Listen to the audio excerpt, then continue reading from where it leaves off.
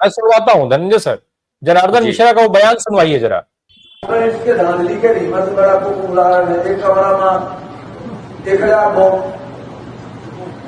एक कमरा में 1,000 वोट श्रीनिवास तिवारी के राज्य में, एक कमरा में 1,000 वोट मनिगमा में निकले थे 11 से वोट।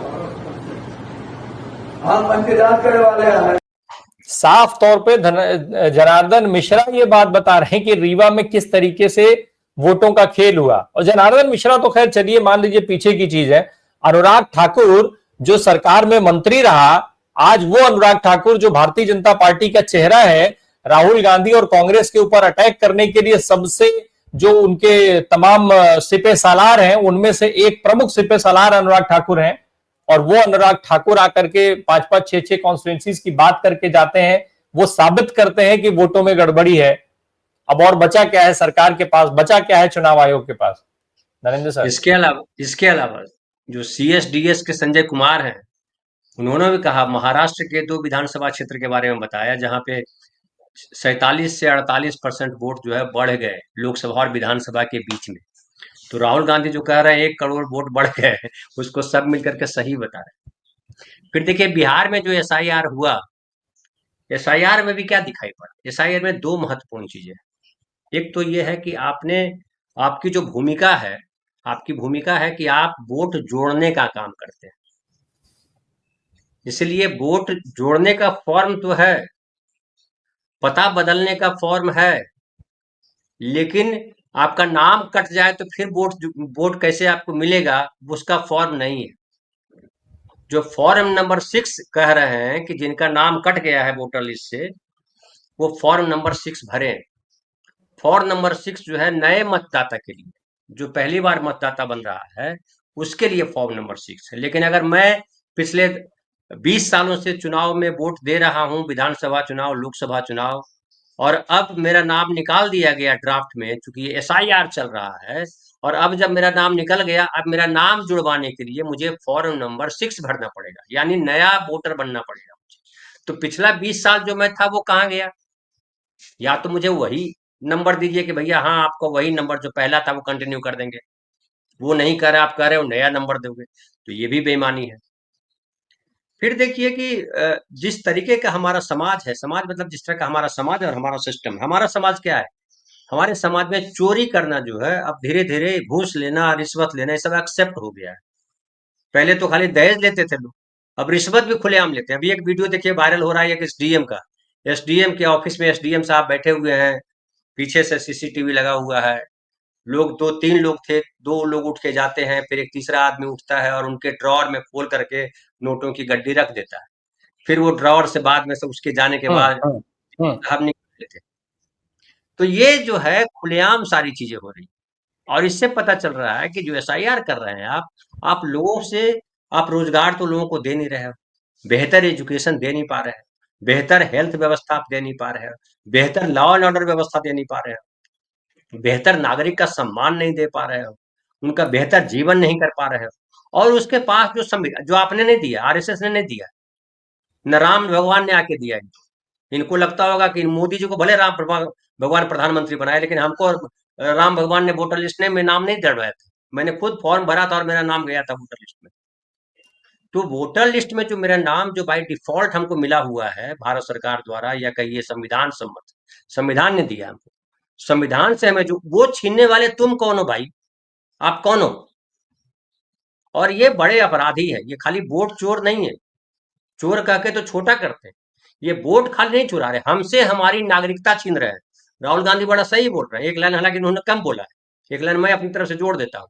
उन्होंने कहा कि पहले आपका वोटर आईडी कार्ड छीनेंगे, फिर आपका राशन, हाँ यही बोला, दिखाइए पहले। जरा वीडियो सुना दीजिए। आएगा।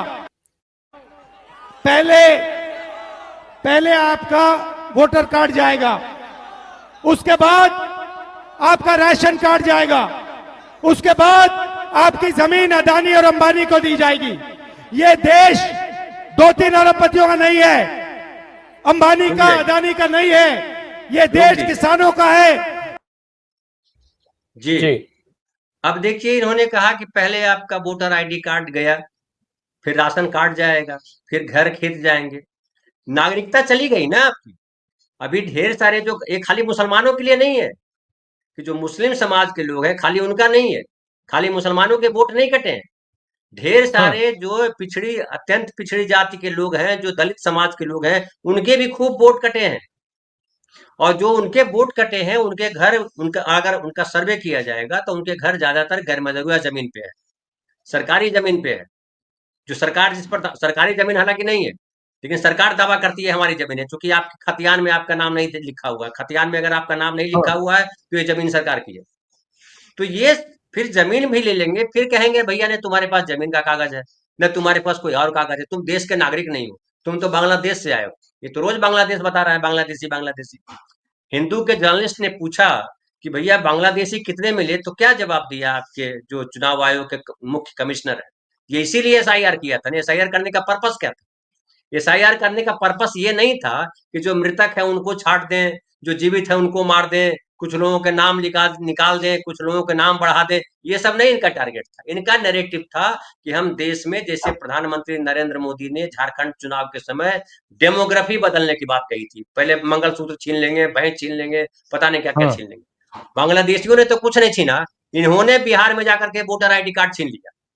इन्होंने बिहार में जाकर के जो है उनकी पहचान छीन ली। तो बिहार के लोग जो है, अब देखिए क्या जवाब देते हैं। लेकिन मुझे लगता है कि बिहार में परिवर्तन अनिवार्य है और ये देश के लिए सूत्रधार का काम करेगा बिहार। तेजस्वी यादव को भी जरा सुन लिया जाए सर। तेजस्वी यादव ने जब भीड़ से पूछा है तो भीड़ कैसे रिस्पॉन्स कर रही है, जरा तेजस्वी यादव का वो सुनवा दीजिए, जरा वो क्लिप दिखाइए।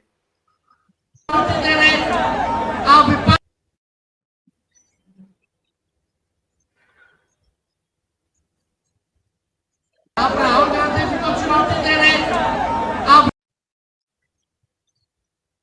नहीं, कुछ एरर आ रहा है। विपक्ष के लोगों को चुनौती दे रहे हैं।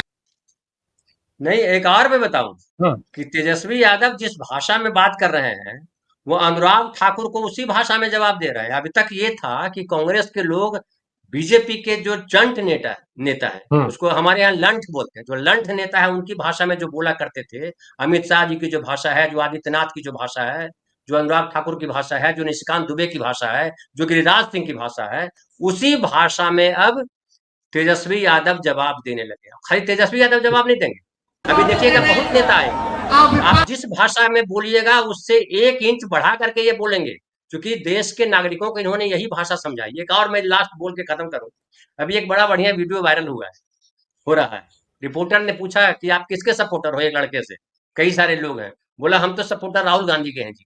तो बोला राहुल गांधी का भाषण सुनते हो? बोला वो राजनीति की बात है, छोड़िए, हम एंटरटेनमेंट के लिए मोदी जी का भाषण सुनते हैं। अब ये लोग कह रहे हैं। तो मतलब पूरा का पूरा सिनेरियो जो था, जो पहले नैरेटिव गढ़ते थे Narendra Modi, Amit Shah, BJP, RSS, gutter media, अब वो नैरेटिव गढ़ रहे हैं राहुल गांधी, सोशल मीडिया और देश की जनता। जी।